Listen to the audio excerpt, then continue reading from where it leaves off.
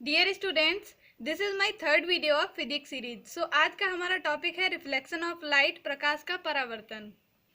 तो देखिए, प्रकाश का परावर्तन क्या है।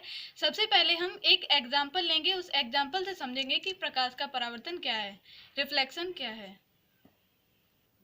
तो इसे हम एक एक्सपेरिमेंट से समझेंगे जो शायद आपने किया भी होगा।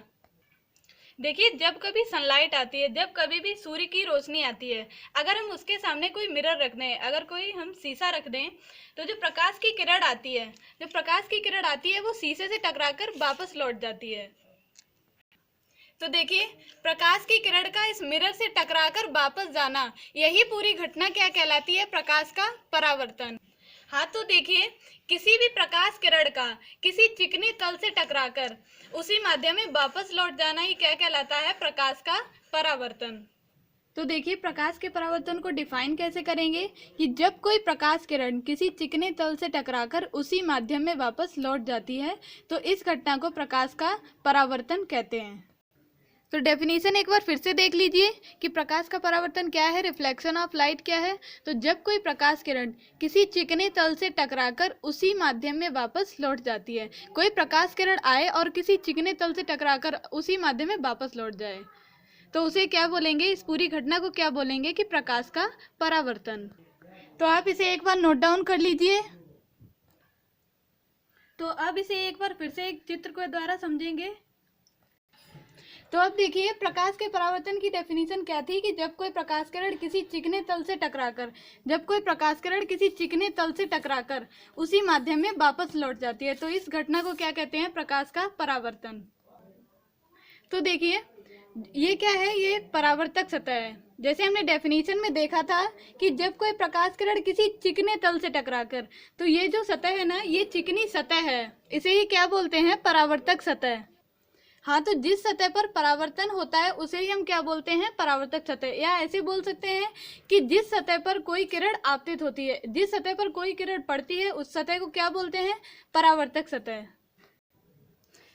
जो किरण आपतित होती है, या इस तरह से कह सकते हैं कि जो किरण चिकने तल पर पड़ती है उसे हम क्या बोलते हैं, आपतित किरण। और जो किरण परावर्तन के पश्चात वापस, या ऐसे समझ सकते हैं कि चिकने तल से टकराकर जो किरण वापस जाती है उसे क्या कहते हैं, परावर्तित किरण। अब देखिए, अभिलंब क्या है। तो परावर्तक सतह में, मतलब चिकने तल में, अगर हम इस तरह से खड़ी हुई कोई लाइन बना दें, अगर इस तरह से बीचों बीच में कोई खड़ी हुई लाइन बना दें, तो क्या कहलाएगी, अभिलंब। अब इस कॉन्सेप्ट को एक बार फिर से देख लेंगे। सबसे पहले देखेंगे कि परावर्तक सतह क्या है, चिकना तल। तो चिकना तल क्या है, तो कोई भी चिकनी पृष्ठ होती है, जो चिकना तल है उसे ही क्या बोलते हैं, परावर्तक सतह। कोई भी ऐसी चीज जो चमकदार हो, उस पर अगर हम कोई किरण डालें तो वो किरण क्या कहलाएगी, आपतित किरण। और इस सतह से टकराकर जो वही किरण जो इस सतह पे आई थी, इस सतह पे डाली गई थी, अगर ये टकराकर वापस जा रही है, तो इसे ही हम क्या बोलेंगे, परावर्तित किरण। और इस परावर्तक सतह के लंबवत तल में जो रेखा खींची जाएगी उसे हम क्या बोलेंगे, अभिलंब। अब देखिए, आपतित किरण और अभिलंब के बीच में जो कोण बनता है उसे क्या बोलते हैं, आपतन कोण। आपतित किरण और अभिलंब के बीच बने कोण को आपतन कोण कहते हैं। और आपतन कोण को आई से प्रदर्शित करते हैं, इसे स्मॉल आई से प्रदर्शित करते हैं। और परावर्तित किरण और अभिलंब के बीच बने कोण को परावर्तन कोण कहते हैं, और इसे स्मॉल आर से प्रदर्शित करते हैं। अब देखिए, जिस बिंदु पर ये आपतित किरण आपतित होती है, या परावर्तक सतह के जिस बिंदु पर परावर्तन होता है उसे कहते हैं आपतन बिंदु। तो हम आपतन बिंदु को ऐसे भी डिफाइन कर सकते हैं कि जिस बिंदु पर परावर्तन होता है उसे आपतन बिंदु कहते हैं। तो प्रकाश का परावर्तन हम पढ़ चुके हैं। अब देखेंगे कि प्रकाश के परावर्तन के नियम कौन कौन से होते हैं। What are the rules of reflection of light. तो प्रकाश के परावर्तन के दो नियम होते हैं। प्रकाश के परावर्तन का पहला नियम क्या है, आपतित किरण, परावर्तित किरण तथा आपतन बिंदु पर अभिलंब तीनों एक ही तल में होते हैं। आपतित किरण, परावर्तित किरण तथा आपतन बिंदु पर अभिलंब तीनों एक ही तल में होते हैं। तो इसे हम एक बार चित्र से समझ लेंगे कि आपतित किरण, परावर्तित किरण तथा आपतन बिंदु पर अभिलंब। यहाँ पर क्या है, आपतन बिंदु पर अभिलंब तीनों एक ही तल में होते हैं।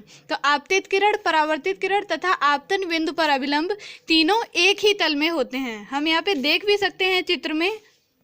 अब देखिए इसका दूसरा नियम क्या है कि परावर्तन कोण सदैव आपतन कोण के बराबर होता है। परावर्तन कोण सदैव आपतन कोण के बराबर होता है। कोण R बराबर कोण I। तो इस चित्र में देखेंगे, देखिए परावर्तन कोण सदैव आपतन कोण के बराबर होता है। परावर्तन कोण सदैव आपतन कोण के बराबर होता है। कोण R बराबर कोण I। इसका क्या मतलब है कि जितने कोण पर प्रकाश किरण आपतित हुई है उतने ही कोण पर प्रकाश किरण परावर्तित होती है।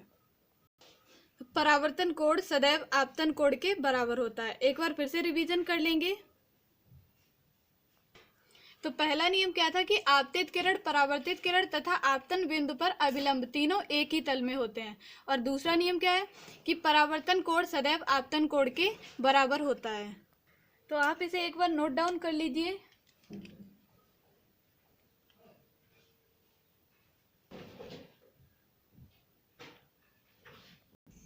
सो स्टूडेंट्स, आज के टॉपिक को यहीं फिनिश करते हैं। हम लोग नेक्स्ट वीडियो में पढ़ेंगे कि गोलीय दर्पण क्या है, स्फेरिकल मिरर क्या है और इसके प्रकार कौन कौन से, ये कितने प्रकार का होता है। So like the video. Thank you.